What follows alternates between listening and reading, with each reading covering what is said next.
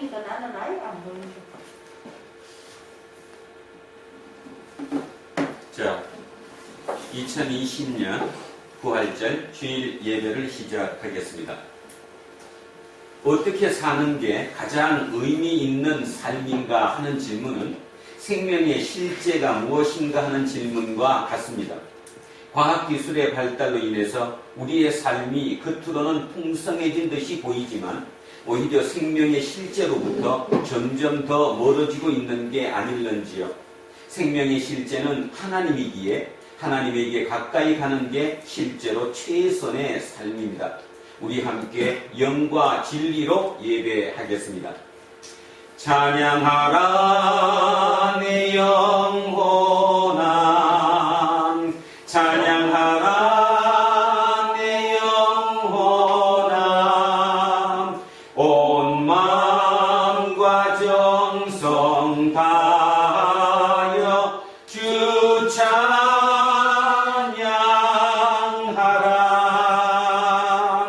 경배하라 내 영혼아, 경배하라 내 영혼아, 온 마음과 정성 다하여 주 경배하라. 이 세상을 말씀으로 창조하셨으며 지금도 신비로운 능력으로 통치하시고 마지막 때 권능으로 세상을 완성하실 하나님, 우리와 세상 만물의 유일한 미래이신 하나님만이 세상의 주이심을 우리는 진심으로 믿습니다. 바로 그 하나님을 예배하는 것이야말로 하나님을 믿는 사람들에게 가장 귀한 일이기에 일상을 멈추고 예배를 드리니 하나님 홀로 영광 받아 주십시오. 하나님은 예수 그리스도를 이 세상에 보내셨습니다. 이루 말할 수 없는 고난과 십자가를 감당하게 하셨습니다. 죽은 자로부터 살리셨습니다. 이 사실을 믿는 자들에게 영원한 생명을 선물로 주셨습니다. 하나님께서 예수 그리스도를 통해서 이루신 구원 사건만이 우리 삶의 궁극적인 희망이며 미래라는 사실을 굳게 믿기에 오늘 우리는 하나님을 소리 높여 찬양하지 않을 수 없습니다.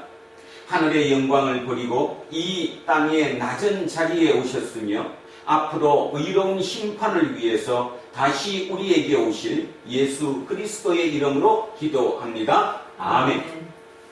긍휼과 자비가 충만하신 하나님, 우리를 불쌍히 여겨 주십시오.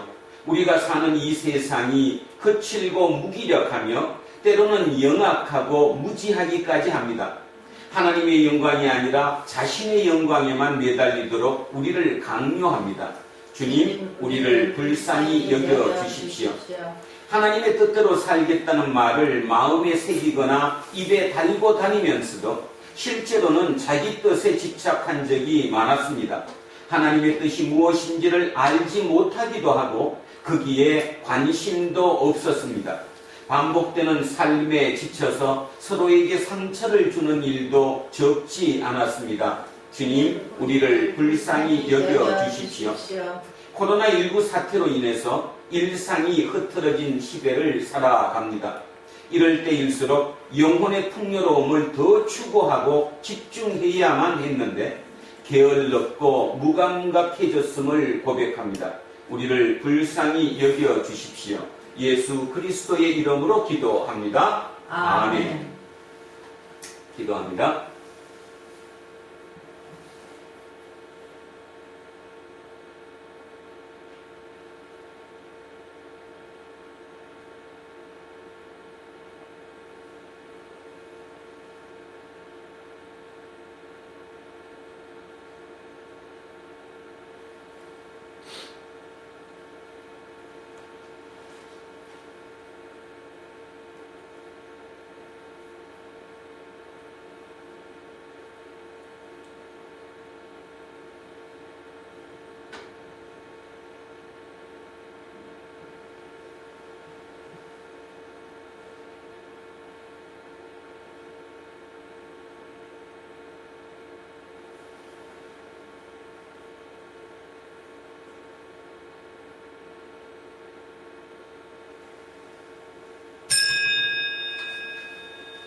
우리의 하나님은 자비가 한량 없으신 분이십니다. 그 자비가 우리의 실존 전체를 감싸고 있습니다. 이제 예배를 인도하는 목사로서 저는 교회 2000년 예배 전통에 따라서 예수 그리스도의 이름으로 여러분에게 선포합니다. 지금 여러분이 고백한 모든 죄는 용서받았으니 기뻐하십시오. 그리고 이웃의 잘못도 같은 마음으로 용서하십시오. 아멘. 자, 160장 찬송합니다. 160장입니다.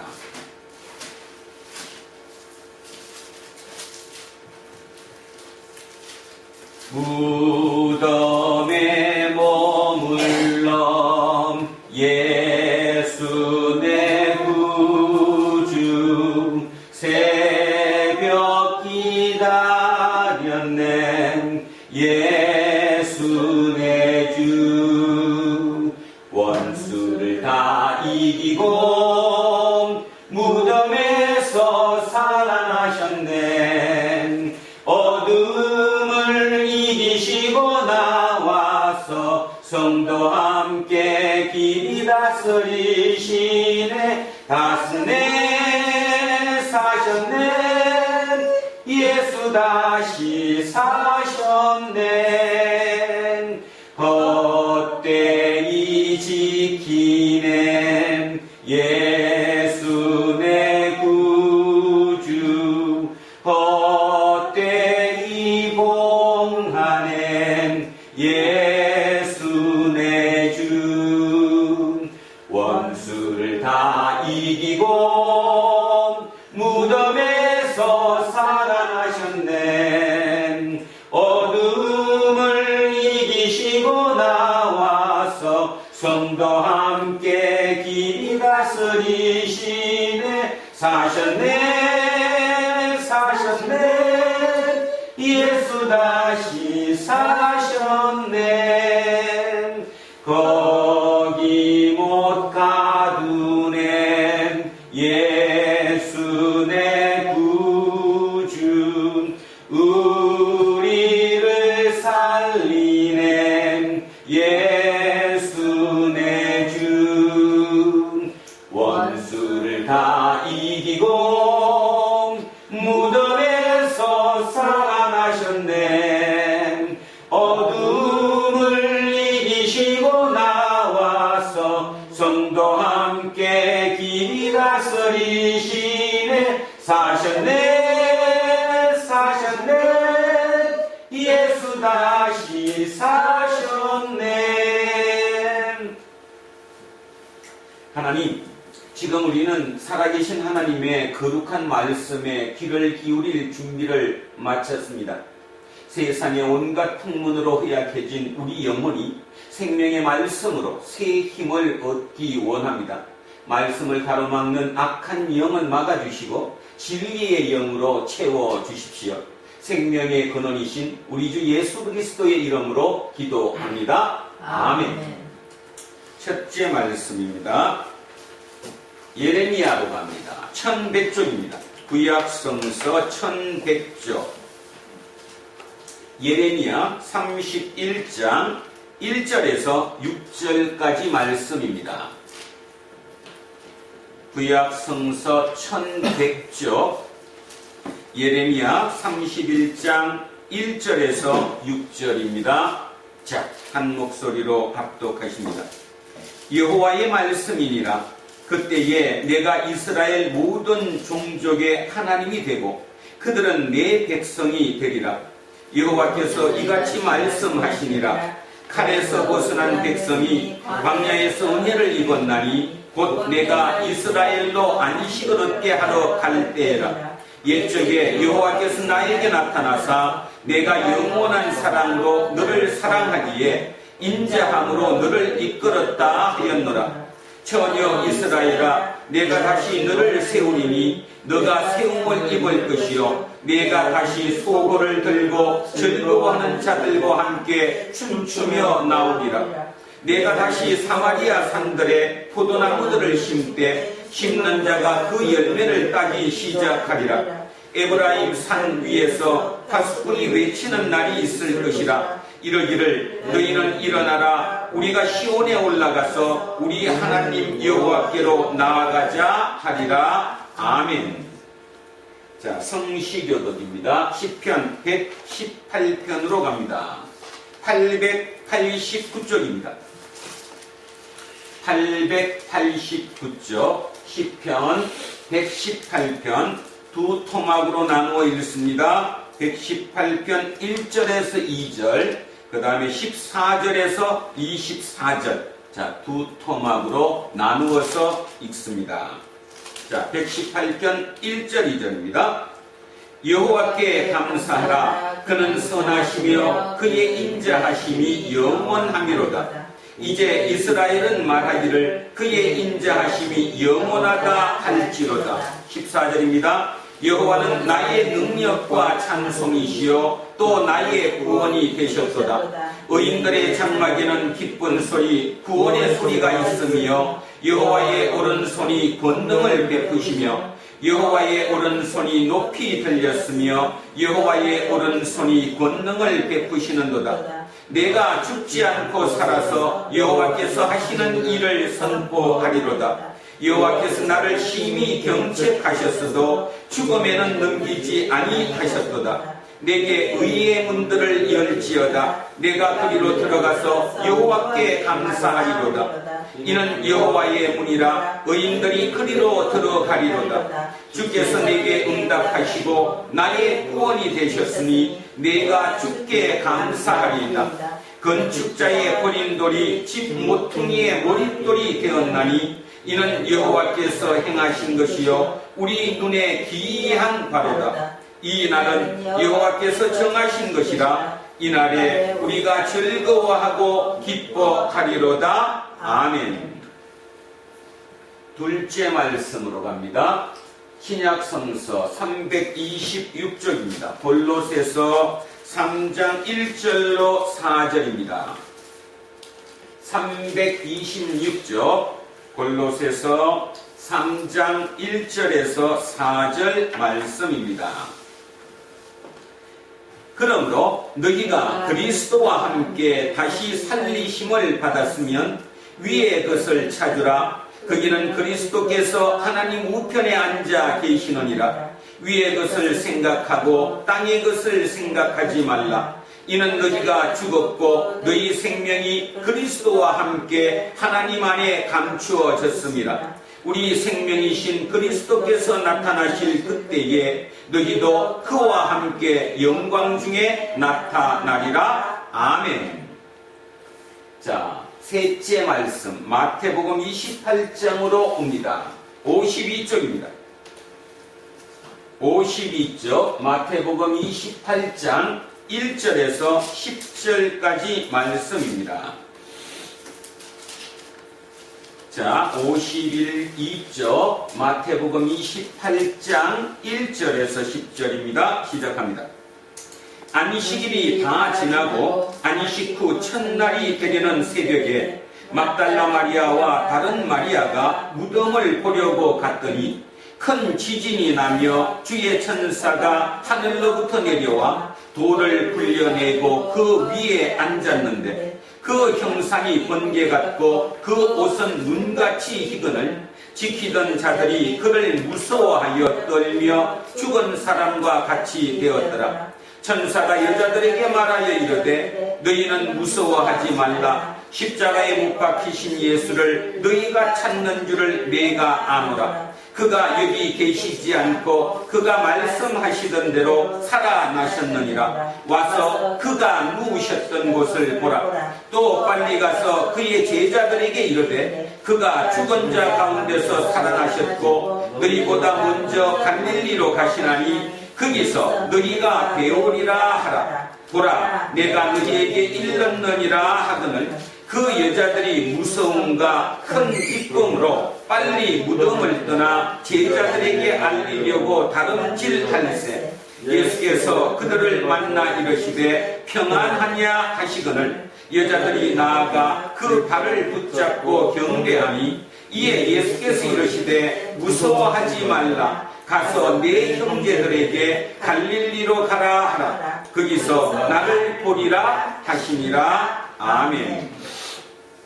자, 오늘 주신 말씀입니다. 누가복음 11장 24절에서 28절 말씀입니다.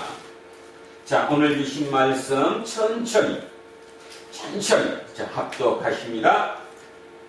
더러운 귀신이 사람에게서 나갔을 때에 물 없는 곳으로 다니며 쉬기를 구하되 얻지 못하고 이에 이르되 내가 나온 내 집으로 돌아가리라 하고 가서 보니 그 집이 청소되고 수리되었거늘 이에 가서 저보다 더 악한 귀신 7을 데리고 들어가서 그하니 그 사람의 나중 형편이 전보다 더 심하게 되느니라. 이 말씀을 하실 때에 무리 중에서 한 여자가 음성을 높여 이르되 당신을 뵌 태와 당신을 먹인 젖이 복이 있나이다 하니 예수께서 이르시되 오히려 하나님의 말씀을 듣고 지키는 자가 복이 있느니라 하시니라. 아멘. 자, 오늘은 부활주일입니다. 오늘의 설교 제목은 복을 짓는 자라는 제목으로 하나님의 말씀의 은혜를 나누고자 합니다. 한 번도 상상하지 보지 못했던 일이 우리 앞에 이렇게 벌어졌습니다. 부활주일 모여서 함께 예배 드리는 것이 당연했었던 그 일이 이렇게 우리의 삶 속에 들어와서 온라인으로 영상으로 예배를 드리는 이런 일이 벌어졌습니다. 아마 전무후무한 일이 아닐까 그렇게 생각합니다. 앞으로도 이런 일은 없겠죠. 없기를 당연히 바랍니다. 기독교에서 가장 큰 절기가 둘입니다. 하나는 성탄절이고 하나는 부활절입니다. 그런데 성탄절은 뒤에 늦게 시작되었습니다. 그러니까 예수님이 돌아가시고 나서 처음부터 성탄절이 시작된 게 아니라 후에 한참 뒤에 늦게 시작되었지요. 그래서 성탄절이 우리 기독교에서 절기에서 빠진다고 해도 성탄절을 하지 않는다고 해도 기독교 신앙은 그렇게 변화되지 않습니다. 그런데 중요한 거 부활절은 부활주일이 또는 부활절이 우리 기독교에서 빠져버리면 우리 신앙의 근간이 흔들려 버립니다. 아니 아주 더 강하게 말하면 부활이 없으면 우리 기독교 신앙은 아예 신앙 자체가 존립할 수가 없다 그런 뜻이지요.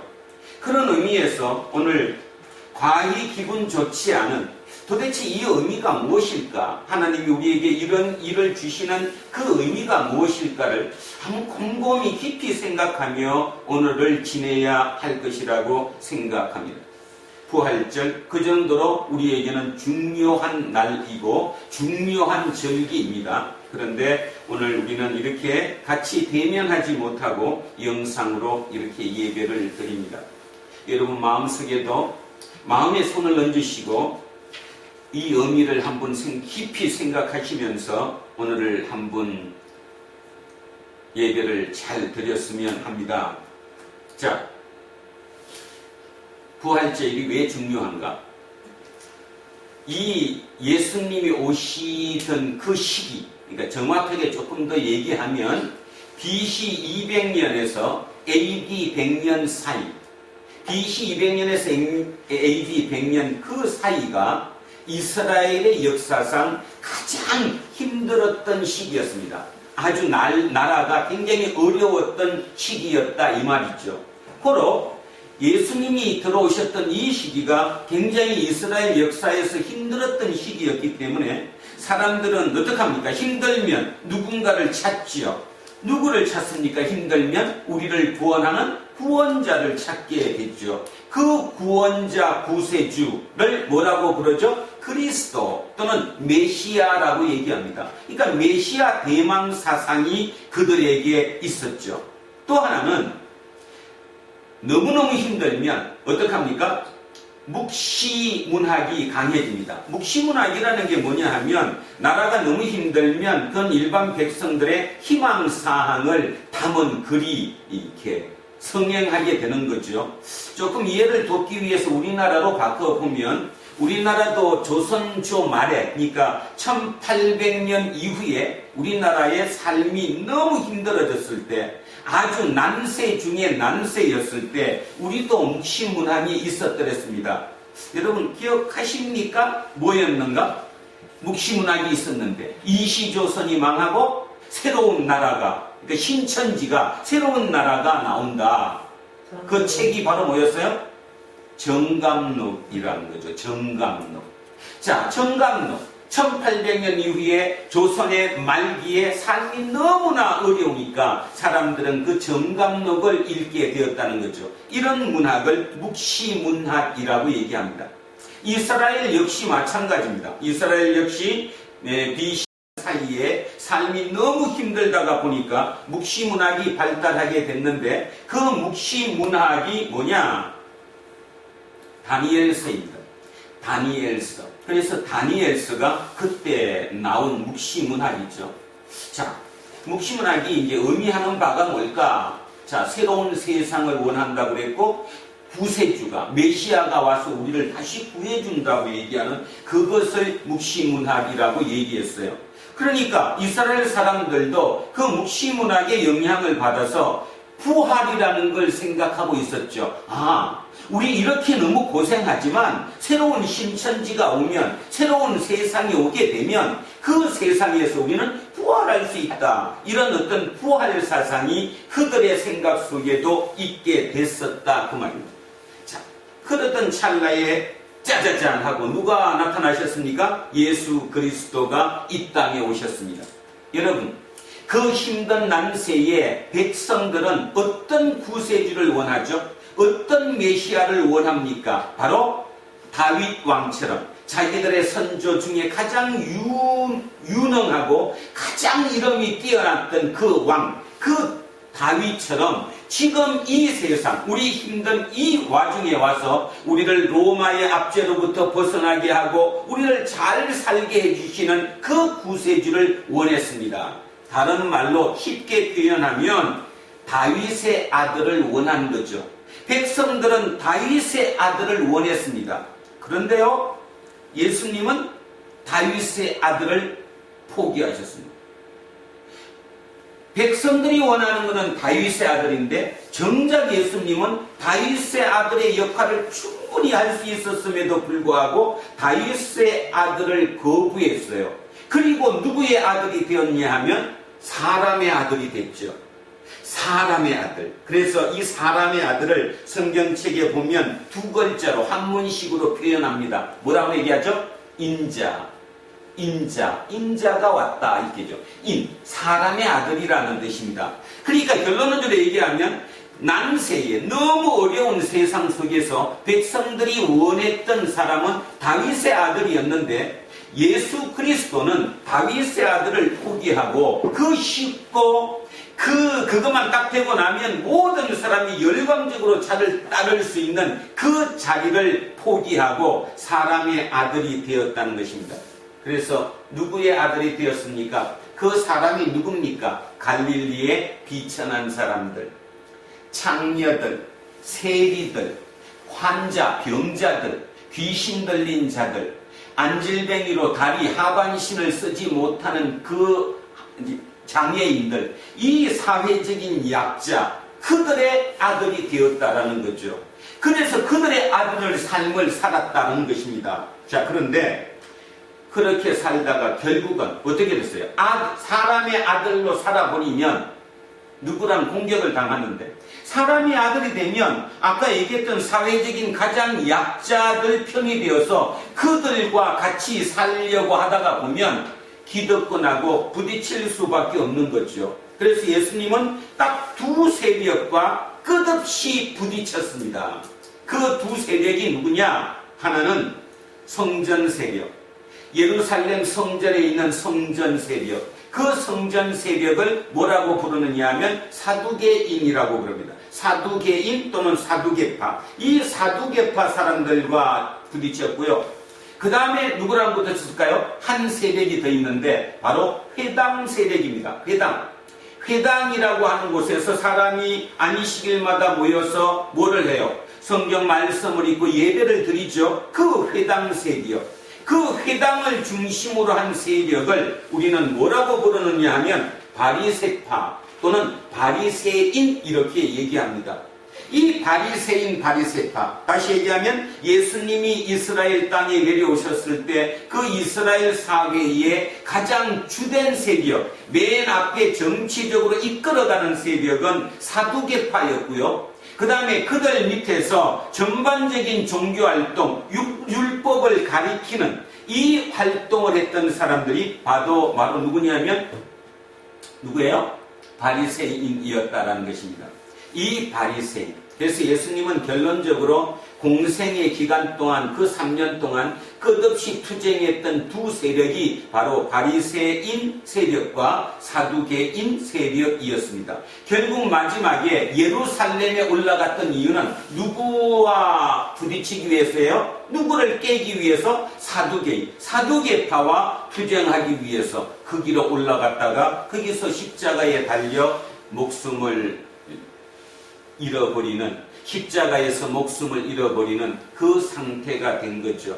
그런데 하나님은 바로 철저하게 다윗의 아들이 아닌 사람의 아들로 살아줬던 바로 그 예수 그리스도를 십자가에 죽이심으로 말미암아 끝났으면 만약에 십자가 죽음으로 예수님께서 끝나셨다면 예수님은 세상 세력에게 진 거죠. 진 거잖아요. 이긴 게 아니잖아요. 완전히 진 거잖아요. 그럼에도 불구하고 하나님께서는 그 십자가에 돌아가셨던 예수 그리스도를 부활시킴으로 말미암아 이겼다는 것입니다. 그래서 뭐가 됐어요? 하나님의 아들이 되었습니다. 머릿속에 순수 한번 생각해 보십시오. 자, 난세라고 얘기했습니다. 난세, 너무 어려운 세상이었습니다. 그 세상에 밑에 백성들은 다윗의 아들을 원했습니다. 다윗 왕처럼 우리를 구해주는 왕, 우리를 잘 먹고 잘 살게 해주는 왕, 그 아들을 원했다는 것입니다. 그런데 예수님은 그 길을 포기하시고 사람의 아들로 사셨다고 얘기했어요. 사람의 아들, 가장 비천한 자들, 세상의 약자들, 사회적인 아주 밑에 있는 약자들, 그들과 더불어서 그들의 삶의 정진을 위해서 어떤 면에서는 개혁가 정치인으로 조금 더 심하게 얘기하면 혁명적인 생각을 가지고 그들의 삶을 위해서 마지막 일을 했다 이 말입니다. 그러다 보니까 기존과 부딪히게 됐는데 그 첫 번째 부딪힌 세력이 바로 회당을 중심으로 했던 토라, 율법을 가르쳤던 바로 바리새인들, 그들과 부딪히게 됐다. 그리고 마지막에 이제 돌아가시기 전에 마지막에 가서 성전 세력, 가장 정치적으로 앞서 나갔던 성전 세력인 사두개인과 부딪히기 위해서 그 길 갔다. 그들에 의해서 이제 십자가에 못 박히게 되셨다. 이게 예수님의 이 땅에 오신 사역의 순서이며 사역 자체입니다. 그러므로 인해서 하나님께서는 그 예수 그리스도, 인간의 아들로 사셨던 그분을 뭐 하셔가지고 부활시키셨다. 이 부활을 통해서 예수 그리스도는 정통성을 얻게 된 거죠. 그래서 그 있던 사람들이 그 예수 그리스도께 자기 목숨을 내놓게 된 거고, 초대교회의 그 교인들, 자기 목숨을 걸고 그 신앙을 지켰던 그들에 의해 오늘 우리는 이 말씀을 듣고 또 우리의 삶의 지표로 또 우리 또한 예수쟁이로 이렇게 살아가고 있는 것입니다. 그래서 그 정도로 예수의 부활은 중요합니다. 그리스도교에서 예수의 부활이 빠져버리면 신앙 자체가 무너진다고 얘기했습니다. 그 정도로 중요한 오늘입니다. 그런데 오늘 이렇게 썩 기분 좋은 방법이 아닌 이렇게 대면하지 못하고 화면으로 이렇게 봐야 하는 이렇게 예배를 드리게 되니 그렇게 가히 즐겁지는 않다는 것입니다. 그럼에도 불구하고 조금 생각을 다시 한번 바꿔서 생각하면 지금까지 우리의 부활 예배는 어땠었냐 하면 칸타타가 있고 뭐 화려하고 축제 같은 조금 좀 심한 표현으로 하면 뭔가 좀 흥분된 그런 상태의 예배였다면 2020년 부활주일 오늘의 예배는 조금 더 진지하고 객관적인 입장에서 이 부활의 의미가 무엇인지, 예수 그리스도의 부활이 도대체 우리에게 무엇을 의미하는지 좀 차분하게 조금 더 이성적으로 다시 한번 대할 수 있는 좋은 기회가 되지 않을까 그렇게 생각을 합니다. 그래서 오늘 제 입술을 통해서 선포되어지는 이 하나님의 말씀을 이병수 목사가 얘기했다고 생각하지 마시고 진짜 오늘 이 자리에 우리와 함께하는 또 이 영상을 통해서 여러분과도 함께 교감하는 성령의 역사로 깨우치고 깨닫고 그 가운데 가슴을 칠 수 있는 오늘 이 예배가 되었으면 참으로 좋겠습니다. 자, 오늘의 본문도 또한 똑같은 이야기입니다. 오늘의 본문을 제가 먼저 한번 읽어보겠습니다. 더러운 귀신이 사람에게서 나갔을 때에 물 없는 곳으로 다니며 쉬기를 구하되 얻지 못하고 이에 이르되 내가 나온 내 집으로 돌아가리라 하고 가서 보니 그 집이 청소되고 수리되었거늘 이에 가서 저보다 더 악한 귀신 7을 데리고 들어가서 거하니 그 사람의 나중 형편이 전보다 더 심하게 되느니라. 이 얘기가 도대체 무슨 의미일까를 이제 오늘 한번 생각해 보는 겁니다. 자, 아까로 다시 돌아가서 예수님은 다윗의 아들의 길을 포기하고 사람의 아들로 사셨다고 얘기했어요. 그 사람의 아들은 하청민이라고 얘기했고요. 장애인이라고 얘기했고요. 세리와 창녀처럼 회당에 출입이 금지되어 있는 그들이라고 얘기했습니다.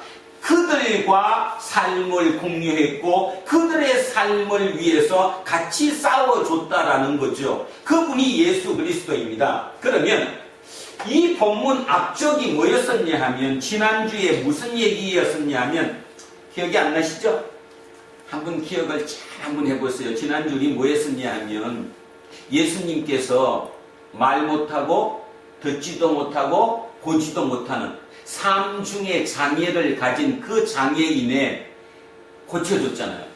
그 고쳐준 게 뭐를 쫓아낸 거예요? 귀신을 쫓아낸 거라고 했어요. 귀신을 쫓아내서 그 사람을 살려주셨잖아요. 그랬더니 옆에서 그걸 보던 바리새인들이 뭐라고 얘기했냐면 아 예수? 저 사람은 지금 귀신 들려갖고 귀신 쫓아낸 거야. 귀신의 왕 바알세불의 힘을 입어서 조금 더 직설적으로 표현하면 예수가 귀신이 들렸는데 그 들린 귀신이 누구냐? 귀신의 왕 바알세불이라는 거죠. 그 귀신의 왕 바알세불이 이 말 못하고 듣지 못하고 보지 못하게 하는 그 귀신을 쫓아냈다라고 얘기를 했어요. 누가 얘기했다고요? 바리새인이. 그러니까 바리새인과 지금 이렇게 부딪히고 있는 중이라는 것입니다. 그랬더니 예수님이 뭐라고 말씀하셨어요? 말 같은 소리를 해라. 어떻게 같은 귀신끼리 싸우냐. 나라도 안에서 내분이 일어나면 망한다. 당신들 알지 않느냐. 당신들 이스라엘 지금 망했냐 안 망했냐. 망했다. 왜 망했냐. 우리끼리 싸워서 자중질환이 일어나서 내분 때문에 망한 거 아니냐. 그 얘기 하시는 거예요. 그러니까 망했다. 집안도 마찬가지다. 만약에 집안에서 부모 간에 싸우거나 부부 간에 싸우거나 자식하고 부모가 싸우거나 하면 내분이 일어나면 그 가정 망하는 거 아니냐. 그런데 어떻게 귀신이 귀신끼리 싸우냐. 이거는 말이 안 된다. 이렇게 말씀하셨어요. 결국 그 핵심이에요. 그 생각을 하시다가 보면 이제 오늘 이 얘기가 들어오는 거예요. 이 얘기가 참 더러운 귀신이 나갔대요. 그죠? 그래갖고 나갔는데 어떻게 됐대요 나중에? 다 다시 한번 옛날에 있던 거를 가볼까? 들어갔더니 그 집이 청소되고 수리되고 깨끗해졌다는 거예요. 옛날보다 더 넓어진 거예요. 그러니까 어떻게 됐어요? 이에 가서 자기보다 더 악한 귀신 7을, 여기서 7이라는 말은 하나, 둘, 셋, 넷, 다섯, 여섯, 7개를 뜻하는 것이 아니고요. 완전수예요. 완전수. 7이라는 표현은 완전수. 그러니까 모든 귀신이 다 들어와서 그 집에 들어왔다는 거예요. 그리고 나중 형편이 전보다 심하게 됐다. 여기서 이 집이 뭘까? 이게 알아야죠. 직접 우리가 사는 집, 여러분 집처럼 아파트? 그 집일까요? 이게 바로 사람의 마음이에요. 사람의 마음에 들어왔다는 거예요. 원래 마음에서 뭐가 쫓겨갔는데, 귀신을 쫓아내갖고 깨끗해졌는데, 그 깨끗해진 마음에 다시 귀신이 7마리가, 모든 귀신이 다 들어왔다. 이 얘기거든요. 그러면 뭔가 조금 감이 잡히지 않습니까? 여러분, 성경을 읽으시면서 예수님이 가장 공격했던 대상이 누구였어요? 예수님이 쌍스런 소리까지 하셨는데, 독사의 자식들아, 다른 말로 얘기하면, 우리식으로 얘기하면 이 뱀 새끼들아, 이렇게 표현까지 했어요. 예수님이. 그 대상이 누구예요? 바리새인이에요. 바리새인. 그러니까 결론적으로 얘기하면 예수님은 바리새인을 아주 극단적으로 싫어했습니다. 왜냐하면, 자, 이런 얘기 기억하시나요? 독사의 자식들하고도 얘기했고요. 또는 뭐라고 그랬냐면 회칠한 무덤이다. 회칠한 무덤이라는 게 뭔가 하면, 우리나라는 이렇게 무덤이 봉분으로 돼 있죠. 이렇게 봉분으로 이렇게 봉분을 만들잖아요. 근데 지금 여기 이스라엘은 봉분이 아니라 평토장입니다. 평토장이란 말은 그냥 땅에 평평하게 이렇게. 그러면 땅에 평평하게 했으니까 무덤이 표시가 안 되잖아요. 그러니까 사람이 밟고 댕기고 그럴 거니까 거기다가 여기 무덤이라고 회칠, 하얀색 회를 갖다가 위에다 이렇게 덮어 칠해 놓는 거예요. 그게 회칠한 무덤이에요.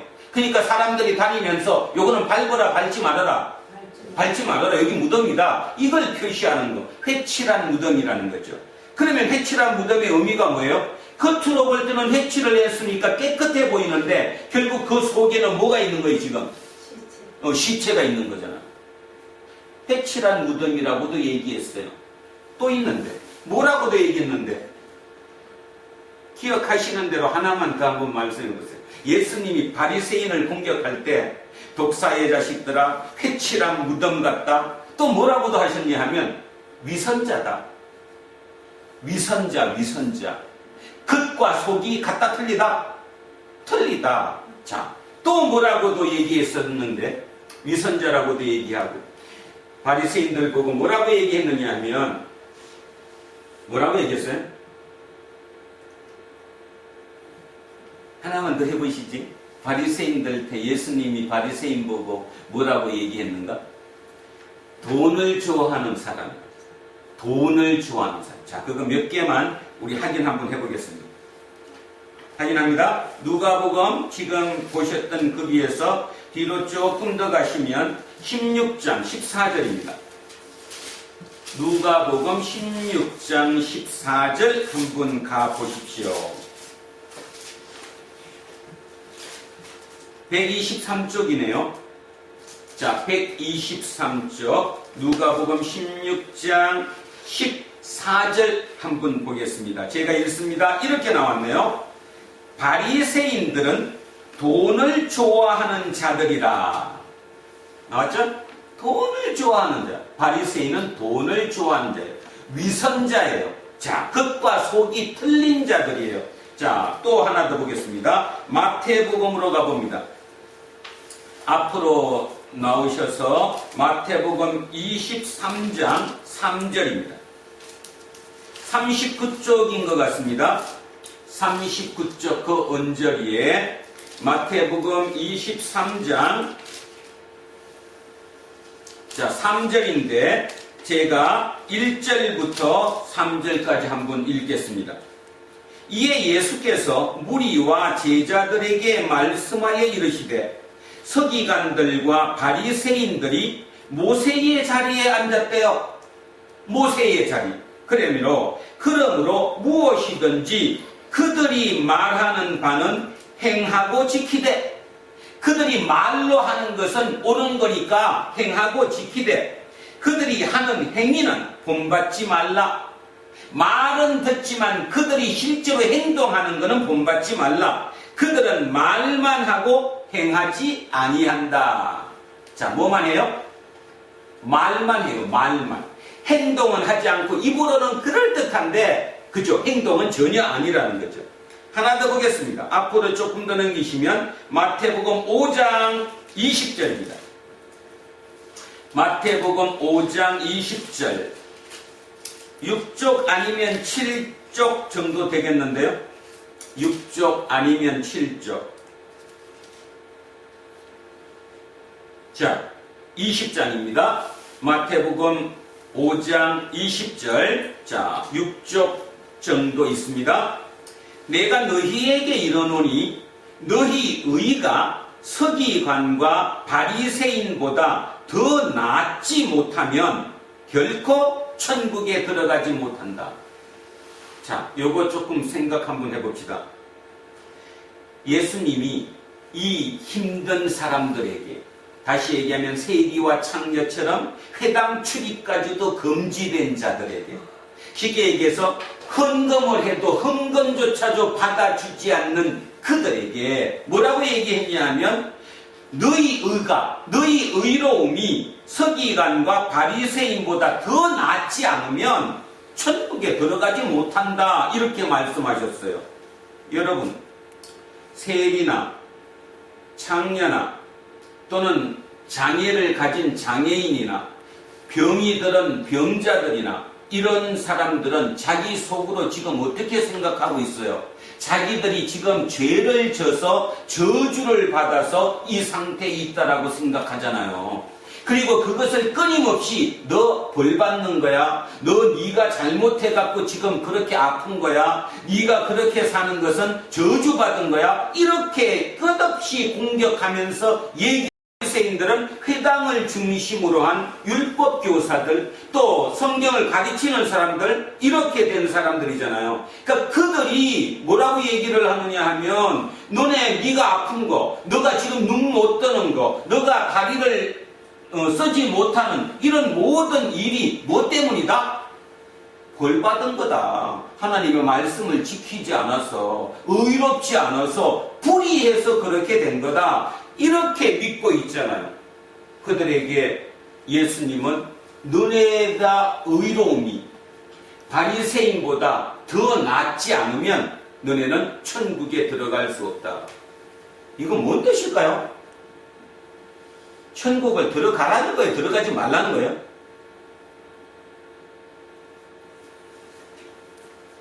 예수님은 우리에게 희망을 얘기한 거죠. 이 말의 의미는 뭔 뜻입니까? 바리새인이 의롭다고 얘기하는 그 바리새인의 의가 진짜다 가짜다? 가짜다. 진짜가 아니라는 거야. 너 겁먹지 말라는 거야. 그 사람들 지금 얘기하는 거 거짓말이라는 거야. 회칠한 무덤이라는 거야. 위선자라는 거야. 그러니까 너네 의가 그보다 훨씬 낫다는 거야. 마음속에 갖고 지금부터 살아라. 희망의 말씀을 우리에게 주시는 말씀이지요. 이처럼, 자, 이처럼입니다. 이처럼 바리새인들은 시작과 끝이 틀리고 끝과 속이 틀린 거예요. 그러면 이제 이 말 답이 나왔잖아요. 이건 누구에게 얘기하는 거예요, 지금? 바리새인에게 얘기하는 거잖아요. 너네 바리새인들 그렇게 율법을 잘 알고 성경의 법대로 하나님의 말씀대로 산다고 말로는 끝없이 하는데, 그러니까 깨끗한 척 하는데, 실은 너네들 속을 들여다보면 지금 너네 속에는 깨끗하다 안 깨끗하다? 안 깨끗하다. 귀신이 7마리가 들어가 있다. 쉽게 말해서 귀신에, 완전히 귀신에 잡혀있다. 이 얘기를 하는 거잖아요. 이 얘기를 들으면서 여러분은 마음속에 아무 감각이 없습니까? 좀 뜨끔하지 않습니까? 아니면 이거 뭔가 좀 기분이 언짢고 그렇지 않습니까? 저는 이 본문을 가지고 오늘 이 부활주일 우리를 돌아보기 원합니다. 대한민국 사회가 지금 여기처럼 똑같습니다. 더러운 귀신을 쫓아내고 깨끗하다고 얘기하는 그들이 시작은 분명히 그렇게 출발을 했는데 지금의 나중을 봤더니 그들의 나중이 어떠느냐 하면 겉하고 속이 완전히 틀린 거예요. 이 나라가 지금 이제 내일 모레면 뭐해요? 4.15 선거를 합니다. 물론 지금도 어제까지 먼저 투표하는 거 뭐예요?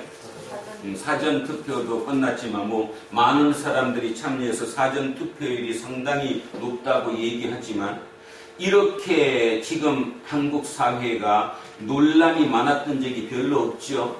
자, 이유가 무엇입니까? 가장 대표적으로 한 사람을 찍어서 얘기해서 참 뭐하지만 결국은 조국이라고 하는 사람의 문제로부터 이 모든 분란이 출발이 시작된 거 아닙니까? 그들은 깨끗합니다. 그들은 사회운동을 했고요. 말 그대로 진짜 사회의 힘든 약자들을 위해서 내 몸을 바친다 할 정도로 열심히 뛰었던 그들이 이제 나이가 들고 어느 위치에 서고 나서 나중에 봤더니 속이 들여다 보인 거잖아요. 우리가 지금 거기에 뭔가의 마음속에 이거 뭔가 있다라고 불편함을 느끼고 욕을 하는 이유가 뭐냐 하면 그들의 끝이 아니라 그들의 속이잖아요. 진보였는데 진짜 진보로 사회개혁을 위해서 열심히 젊은 시절부터 살았다는 그들을 속을 들여다봤더니 속은 7마리가 아니라 그죠? 귀신 7마리가 아니라 귀신이 한 700마리 들어가 있는 그런 모습을 보인다고 하는 겁니다. 이거죠, 이거 지금. 예수님이 지금 그 당시에 얘기하는 것도 똑같은 얘기를 하는 거예요. 바리새인들, 너네들 사회 지도층이야. 사회를 이끌어 가고 있는 사람들이야. 율법을 가르치면서 이렇게 말씀대로 살아야 된다고 끝없이 너네들이 주장하는데 그렇게 깨끗한 너희들이 솔직히 아내를 들여다보면 그 마음속을 들여다보면 이렇게 7 귀신이 들어가 있다. 이 얘기를 하는 거잖아요. 자, 여기서 또 하나 우리가 생각할 거 있습니다. 여러분, 악한 귀신 7을 데리고 들어가서 거하니 그 사람의 나중 형편이 전보다 옛날보다 더 심하게 되느니라. 한번 생각 한번 해보세요. 어떤 뜻입니까? 자, 사람이 참 깨끗한 사람이었어요. 근데 겉은 그렇게 보이는데 오늘 안을 들여다봤더니 속에는 완전히 막 귀신이 드글드글한 입장이 됐어요. 그러니 겉으로 보는 모습, 겉으로 보이는 모습으로는 다시 얘기하면 세상적으로는 더 좋아졌을까요? 나빠졌을까요? 이 말이 이게 세상적으로 그러니까 세상을 기준으로 하면 좋아진 거예요? 나빠진 거예요? 좋아졌어요? 더 악덕을 부려가 더 잘 살게 됐어? 좋아진 거죠. 생각 잘 하셔야 돼요. 세상적으로는 더 좋아진 거죠. 잘 먹고 잘 산다는 거예요, 지금. 돈도 좋아하고 돈도 많이 벌었고, 그죠? 다 좋아진 거예요, 지금. 세상적으로는 좋아진 겁니다. 오늘 혹여라도 이 설교를 들으면서 자기를 한번 돌아보시기 바랍니다. 하나님 때문에 좋아졌습니까? 아니면 귀신 때문에 좋아졌습니까?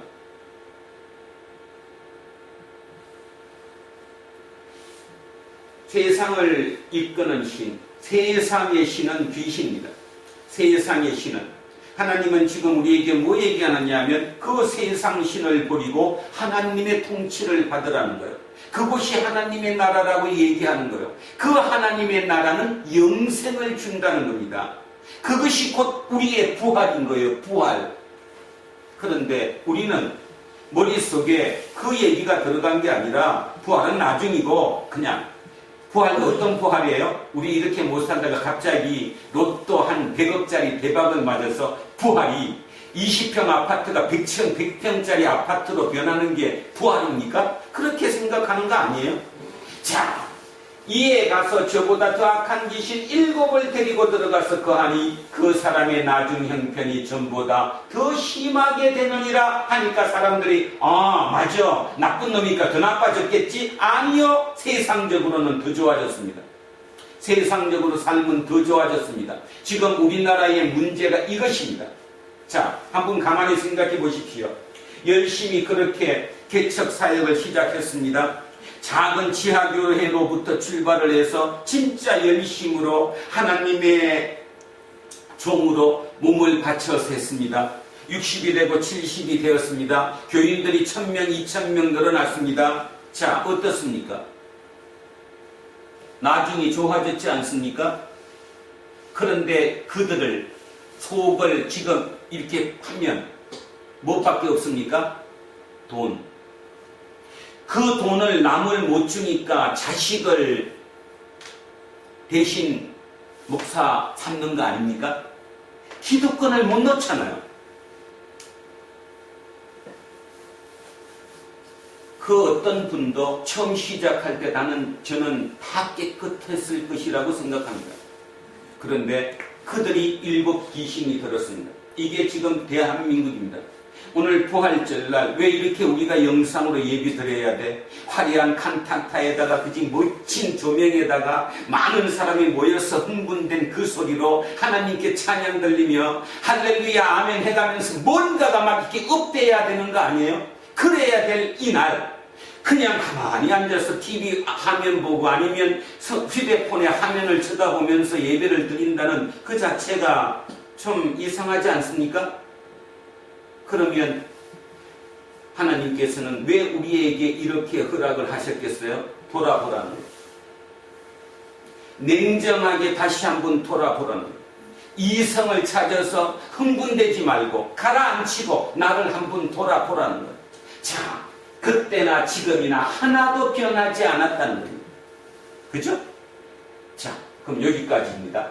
결국 24절에서 26절까지 귀신이 들어갔는데 나갔다. 근데 나중에 봤더니 청소가 됐는데 다시 들어올 때는 7 귀신이 들어와서 산다. 그래서 나중 형편이 전보다 더 심하게 되었다. 이 말을 깊이 한번 생각해 보시기 바랍니다. 나중 형편이 전보다 심하게 되었다는 것은 하나님과 더 멀어졌다는 것. 예수님 입장에서는 하나님과 더 멀어졌으면 이 사람은 구원받지 못한다는 걸 얘기하고 있는 거예요. 구원받는 데는 더 나빠졌지만 세상적인 삶으로 이들의 삶은 더 좋아진 거죠. 훨씬 좋아졌습니다. 그래서 우리는 돈을 이기지 못합니다. 그래서 예수님은 돈을 뭐라고 그랬어요? 신이다. 돈이 신이다. 그 돈 신 이름을 뭐라고 불러요? 맘몬. 돈을 맘몬이라고 불렀어요. 맘몬 신이라고 봤다니까요. 그러면서 뭐라고 말씀하셨습니까? 두 신을 같이 겸하여 섬길 수 없다라고 본인이 얘기하셨다니까요. 누구에게? 바리새인에게. 이 24절에서 26절은 바리새인을 공격한다는 얘기라는 거, 자, 기억하시기 바랍니다.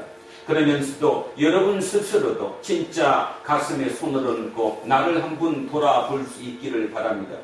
진짜입니다. 진짜. 나는 안 그렇습니까? 나는 지금 깨끗합니까? 겉으로는 깨끗하죠. 겉으로는 목사고, 겉으로는 장로고, 겉으로는 권사니까 얼마나 깨끗합니까? 겉으로는 집사하면서 기업을 합니다. 얼마나 깨끗합니까? 남들에게 기부도 많이 하고 참 세상적으로도 저 사람처럼만 살면 진짜 예수가 보이겠구나 이렇게 보이는 사람들인데 그 속을 뒤집어 넣었더니 속에는 악한 귀신 7이 있는 거 아닙니까? 진짜 깊이 있게 2020년 우리는 이 예배를 같이 드리지 못한 이 상황에서 하나님을 다시 한번 기억해 봐야 한다는 것입니다. 자, 27절 갑니다. 이 말씀을 하실 때에 무리 중에서 한 여자가 음성을 높여 이르되 당신을 뵌 태와 당신을 먹인 젖이 복이 있나이다 하니, 이렇게 좀 이상해 보이죠? 쉽게 얘기하면 이런 말입니다. 이렇게 막 설교를 딱 하고 계시니까 이제 있던 군중 중에 여성 한 분이 이렇게 얘기하는 거예요. 이야, 당신 진짜 대단하네요. 똑똑하네요. 아이고, 당신 엄마는 얼마나 좋겠습니까? 그 말입니다. 당신 엄마는 얼마나 좋겠습니까? 아들이 저렇게 똑똑한데, 이해가죠? 아들이 저렇게 똑똑한데, 저렇게 똑똑한 아들을 뒀으니, 당신 어머니는 얼마나 복이 많겠습니까? 이렇게 얘기한 거예요. 그랬더니, 예수님이 28절 이렇게 갑니다. 예수께서 이러시되, 오히려 하나님의 말씀을 듣고 지키는 자가 복이 있느니라. 자, 천천히 해석합니다. 예수님이 맞아요. 우리 엄마 참 복 많아요. 얘기하면서도 뭐라고 그러냐면 오히려 나를 똑똑한 아들을 뒀다는 나를 낳은 것 때문에 뭐가 많은 게 아니라 복이 많은 게 아니라 하나님의 말씀을 듣고 그 말씀을 지켰기 때문에 복이 있다는 거예요. 여러분, 말씀을 지킨다는 게 뭐예요? 행한다는 거죠. 행동했다는 거예요. 하나님의 말씀을 듣고 도저히 나는 말도 안 되는 얘기인데 그 말대로 내가 행동을 했다는 거예요. 여러분, 하나님은 영입니다. 영. 4차원의 존재인 영이신 하나님은 손도 없고 발도 없고 코도 없고 입도 없고 아무것도 없어요. 그 하나님께서 3차원의 이 땅에서 무엇인가 액션을 취하려면 누구가 필요해요? 우리 애가 필요한 거죠. 우리. 여러분이 필요하고 제가 필요한 거예요. 그래야 하나님이 일이 되는 거예요. 그 하나님의 일을 지키는 거, 이거를 오늘 제가 설교 제목으로 삼은 겁니다. 뭐 짓는 자? 복을 짓는 자. 그러니까 조금 더 말이 이상하죠? 농사를 짓는 자. 농사를 짓는 자가 누구예요? 농부예요, 농부. 자, 농사 어떻게 지어요? 씨를 뿌리고 김도 메고 농사를 지어요. 근데 솔직히 가만히 생각하면 아무리 농사를 열심히 지어도 태양이 없으면, 햇빛이 없으면 농사 돼요, 안 돼요? 안 되죠. 그러나 거꾸로 햇빛만 있어갖고는 농사가 됩니까, 안 됩니까? 안 됩니다. 내가 씨를 뿌리고 내가 하는 일은 내 일은 해야 되니까 합쳐서 되는 거예요. 다시 얘기하면 하나님과 내가 협력해야 되는 거예요. 합력. 그러면 일이 일어나는 거예요, 이 땅에. 여러분, 지난 한 주간 하셨던 모든 일, 직장에서 하셨던 모든 일, 집에서 하셨던 모든 일, 합력한 거예요. 합력. 자, 누구하고 했느냐가 중요한 거죠. 하나님의 말씀을 듣고 하나님의 일을 내가 행했느냐, 합력했느냐, 아니면 귀신의 얘기를 듣고 귀신과 합력했느냐, 차이는 그것뿐. 누구랑 합력했느냐, 누구를 위해서 살았느냐, 이 답인 것뿐인 거죠. 결국 예수님은 얘기하는 겁니다. 하나님의 말씀을 듣고 그 말씀대로 하는 사람, 그게 복 짓는 사람이다. 그 복 짓는 자가 진짜다. 복은 짓는 거다. 복은 받는 것이 아니다. 가만히 있는데 복이 오는 게 아니다. 복이 오면 내가 복을 지어야 된다. 농사를 짓듯이, 농부가 농사를 짓듯이 하나님과 내가 그 일을 지어야 된다는 거죠. 복은 지어야 된다. 그러면 마리아, 예수님을 낳았던 태가 누구예요? 마리아입니다. 마리아는 어땠습니까? 한번 보겠습니다. 누가복음 1장으로 갑니다. 자, 마리아는 어떤 일을 했는가? 마리아가 복을 어떻게 지었는가? 자, 1장으로 갑니다. 누가복음 1장. 88쪽, 7쪽? 88쪽, 7쪽? 87쪽 정도 되겠습니다. 누가복음 1장 26절입니다. 자, 성경책 찾아주셨으면 87쪽에 누가복음 1장 26절입니다. 제가 천천히 26절부터 38절까지 마리아가 복을 어떻게 지었는가 한번 읽어보겠습니다. 천천히 한번 보시면서 들어보십시오. 6째 달에 천사 가브리엘이 하나님의 보내심을 받아 갈릴리 나사렛이란 동네에 가서 다윗의 자손 요셉이라 하는 사람과 약혼한 처녀에게 이르니 그 처녀의 이름은 마리아라. 그에게 들어가 이르되 은혜를 받은 자여 평안할지어다. 주께서 너와 함께 하시도다 하니 처녀가 그 말을 듣고 놀라 이런 인사가 어찌함인가 생각하며 천사가 이르되 마리아여 무서워하지 말라. 내가 하나님께 은혜를 입었느니라. 보라 너가 잉태하여 아들을 낳으리니 이름을 예수라 하라. 그가 큰 자가 되고 지극히 높으신 이의 아들이라 일컬어질 것이요 주 하나님께서 그 조상 다윗의 왕위를 그에게 주시리니 영원히 야곱의 집을 왕으로 다스리실 것이며 그 나라가 무궁하리라. 마리아가 천사에게 말하되 나는 남자를 알지 못하니 어찌 이 일이 있으리이까. 천사가 대답하여 이르되 성령이 내게 임하시고 지극히 높으신 이의 능력이 너를 덮으시리니 이러므로 나실 바 거룩한 이는 하나님의 아들이라 일컬어지리라. 보라 내 친족 엘리사벳도 늙어서 아들을 배웠느니라. 본래 임신하지 못한다고 알려진 이가 이미 6달이 되었나니 대저 하나님의 모든 말씀은 능하지 못하심이 없느니라. 마리아가 이르되 주의 여종이오니 말씀대로 내게 이루어지이다 하며 천사가 떠나가니라. 15세 전후에 정혼한 아가씨, 그 아가씨에게 성령이 천사가 와서 말씀 얘기를 해주는 거예요. 당신 아기 낳을 거야.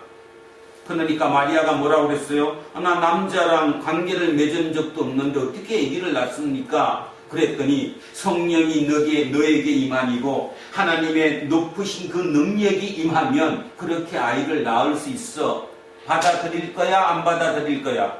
어떻게 했다는 거예요? 받아들였다는 거예요. 우리는 이 얘기를 너무 식상하게 들으니까 당연히 그러니까 마리아였겠지 하지만 내 일로 한번 바꿔보십시오. 내 상식으로 내 지식으로 도저히 말이 안 되는 거 아닙니까? 그 말이 안 되는 얘기가 나한테 시킨 거예요. 한번 해보라고. 행동하겠습니까? 안 하죠. 아니요, 못하죠. 그런데 했다는 거예요. 예수님은 그 말씀하시는 거예요. 예수께서 이러시되 오히려 나를 낳았기 때문에 복이 있는 것이 아니라 하나님의 말씀을 듣고 지켰기 때문에, 쉽게 말해서 복을 지었기 때문에 마리아가 복이 있는 사람이다. 고로 뭔 얘기합니까? 당신들도, 지금 내 설교를 듣고 있는 당신들도 그렇게 하나님의 말씀을 듣고 지켜라. 그러면 복 짓는 자가 된다. 이 얘기를 들으면서 누가 마음속에 찔렸을 것 같아요? 바리새인들은 뭐는 하는데, 말로는 다 하는데, 말로는 멋진 말을 다 하는데 뭐는 못해요? 행동하지는 않는 거잖아요. 행동하지는 않잖아요. 말씀을 듣기는 하는데 지키지를 않잖아요. 행동을 그렇게 하지 않잖아요. 겉과 속이 완전히 틀리잖아요. 오늘 2020년 부활절인 오늘 우리는 이 예수님의 말씀을 깊이 새겨야 할 것입니다. 우리의 부활은 무엇입니까? 우리의 부활은 예수 그리스도의 말씀대로 지키며 사는 것입니다. 다른 말로 하면 복을 짓는 것입니다. 우리가 복을 지면 그 복을 짓는 우리로 말미암아 이 땅이 정의로운 땅이 될 거라는 것입니다. 코로나19로 인해서 우리나라뿐만 아니라 온 세상이 새로운 분기점을 맞이합니다. 어쩌면 인류 역사의 새로운 변곡점이 될지도 모르겠습니다. 티핑 포인트, 새로운 세상이 열리는, 변하는 그 분기점, 그 변곡점이 지금이 아닐까 생각합니다. 오늘 아침 뉴스를 들었더니 미국은 그 모델로 보면 지금 수준이면 한 12만 명, 14만 명 죽을 것이다, 사망할 것이다. 그런데 그게 바뀌어서 한 6만 명 정도 예상한다면서요. 6만 명. 6만 명의 애들 이름이 아니잖아요. 근데도 거기는 지금 대통령이 나와서 기뻐해요. 6만 명밖에 안 죽을 거라고. 지금 우리는 이 세상을 사는 거예요. 선진국이라고 얘기했던 그들은 누구예요? 그들은 깨끗한 사람들이었어요. 깨끗한 사람들. 그리고 공통점 하나 더 있죠. 선진국이라고 얘기하는 지금 그들의 공통점은 다 하나님을 믿는 나라들이에요. 독일, 프랑스, 이탈리아, 영국, 스페인, 카나다, 미국. 기독교 국가죠. 다 하나님을 너무나 열심히 믿는 곳. 그래서 그들은 얘기합니다. 우리가 선진국인 이유, 우리가 잘 사는 이유가 하나님을 잘 믿었기 때문이다. 어떻습니까?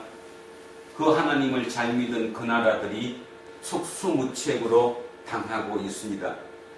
뭐가 틀렸기 때문에? 겉으로 보이는 모습과 속이 틀렸기 때문에. 겉과 속이 틀렸기 때문에. 이 변곡점에서 대한민국을 살아가는 우리는 어떤 생각을 가져야 합니까? 물론 대통령을 공격을 많이 합니다. 그럼에도 불구하고 우리는 몇백 명만 죽어도 난리가 납니다. 가슴이 아프고 대통령이 저러면 되겠냐고. 그죠? 만약에 대한민국 대통령이 우리 지금 예상한 모델을 한번 해보면 한 6만 명 정도로 죽는 걸로 끝날 것 같습니다 하면 이 나라가 가만히 있을까요? 다시 한번 이 땅에 태어난 것에 대해 감사하고 또 늦게 시작한 기독교 국가였지만 그럼에도 불구하고 아직 대한민국 5천만 중에 800만 명에서 1000만 명이 기독교라고 얘기하는 우리 다시 한번 돌아설 수 있는 계기가 되었으면 합니다. 바리새인이 되지 않기를 바랍니다. 바리새인은 처음부터 바리새인이 아니었습니다. 처음에는 참으로 깨끗했고 처음에는 절대적으로 하나님의 말씀대로 살고자 다짐했고 소원했고 또 그렇게 행하며 살아왔던 사람들. 어느 순간 그 순간이 어느 순간인지 본인밖에 모르겠죠. 아니 어쩌면 본인 스스로조차도 모릅니다. 갑자기 삶이 변했어요. 아파트가 30평이 되고 40평이 되고 자식들이 좋은 학교를 졸업을 하고 시집 장가를 잘 가고 그러는 순간에 어느 날 문득 나는 하나님과 너무 멀어져 버렸어요. 그게 일곱 귀신인지조차 몰랐던 거죠. 하나님의 복인지 알았어요. 그리고 그들이 복받지 못하는 사람을 공격합니다. 너 왜 그 모양 그 꼴이야? 예수를 20년간이나 믿었는데 왜 지금도 그 모양이야? 바리새인과 똑같은 얘기를 합니다. 그지? 너 내 친구 맞아? 나는 지금 이 정도 사는데 너 왜 그렇게 살아? 너 저주받은 거 아니야? 너 뭔가 모르게 하나님 잘못 믿었지? 2000년 전 바로 그렇게 공격받던 그들에게 예수 그리스도는 다가오셔서 그들의 아들이 되었습니다.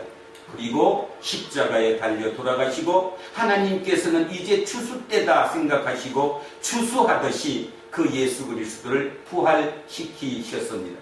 그래서 그 종교가 지금 여기까지 이어와서 우리 또한 하나님의 아들이라고 생각하며 살아갑니다. 그리고 구원받았다고 생각하면서 살아갑니다. 2020년 부활절 오늘 저와 여러분 마음속에 다짐이 있었으면 좋겠습니다. 진짜 제대로 예수쟁이 한번 되어보자.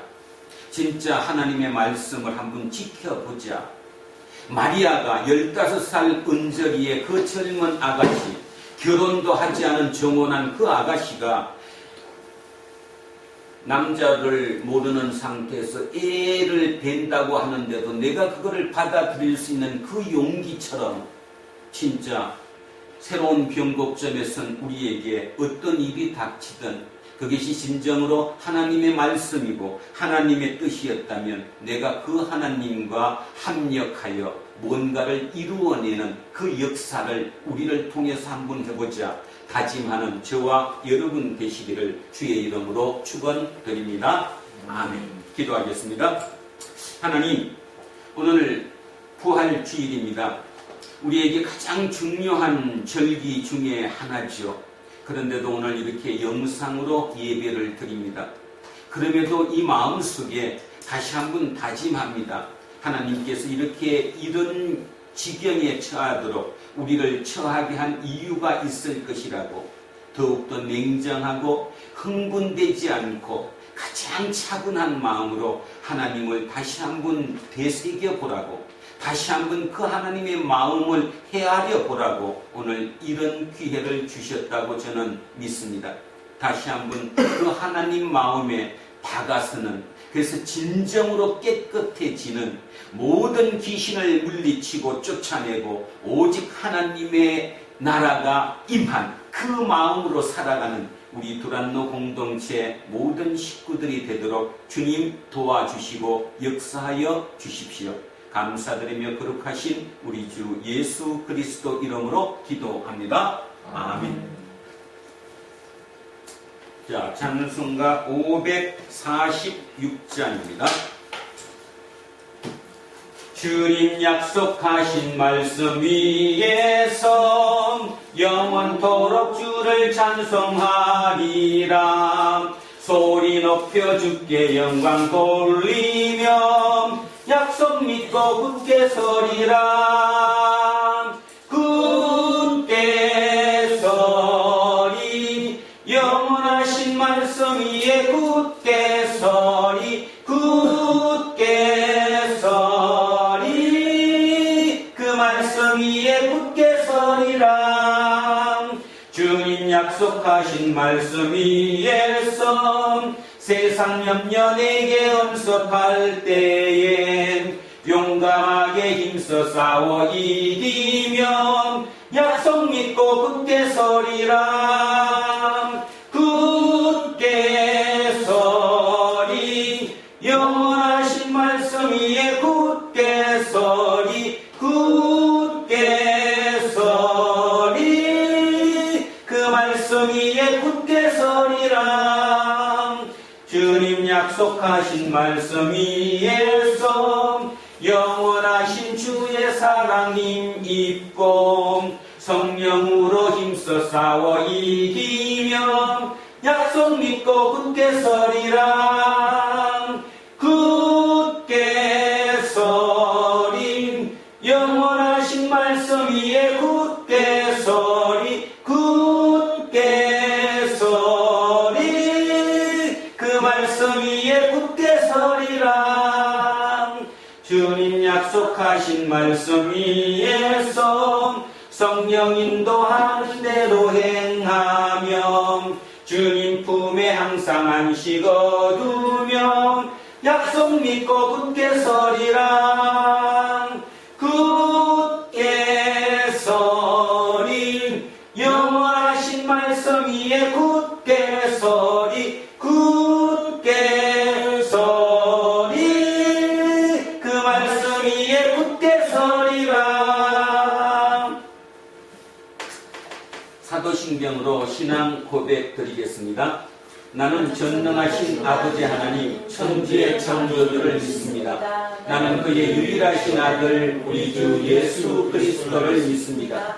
그는 성령으로 잉태되어 동정녀 마리아에게서 나시고 본디오 빌라도에게 고난을 받아 십자가에 못 박혀 죽으시고 장사된 지 3일 만에 죽은 자 가운데서 다시 살아나셨으며 하늘에 오시어 전능하신 아버지 하나님 우편에 앉아 계시다가 그로부터 살아있는 자와 죽은 자를 심판하러 오십니다. 나는 성령을 믿으며 거룩한 공교회와 성도의 교제와 죄를 용서하는 것과 몸의 부활과 영생을 믿습니다. 아멘. 우리는 세상이 읽고 있는 성경이다. 우리는 세상이 원하는 신앙 고백이다. 우리는 세상이 관심 갖는 설교이다. 하늘에 계신 우리 아버지, 아버지의 이름을 거룩하게 하시며 아버지의 나라가 오게 하시며 아버지의 뜻이 하늘에서와 같이 땅에서도 이루어지게 하소서. 오늘 우리에게 일용할 양식을 주시고 우리가 우리에게 잘못한 사람을 용서하여 준 것 같이 우리 죄를 용서하여 주시고 우리를 시험에 빠지지 않게 하시고 악에서 구하소서. 나라와 권능과 영광이 영원히 아버지의 것입니다. 아멘.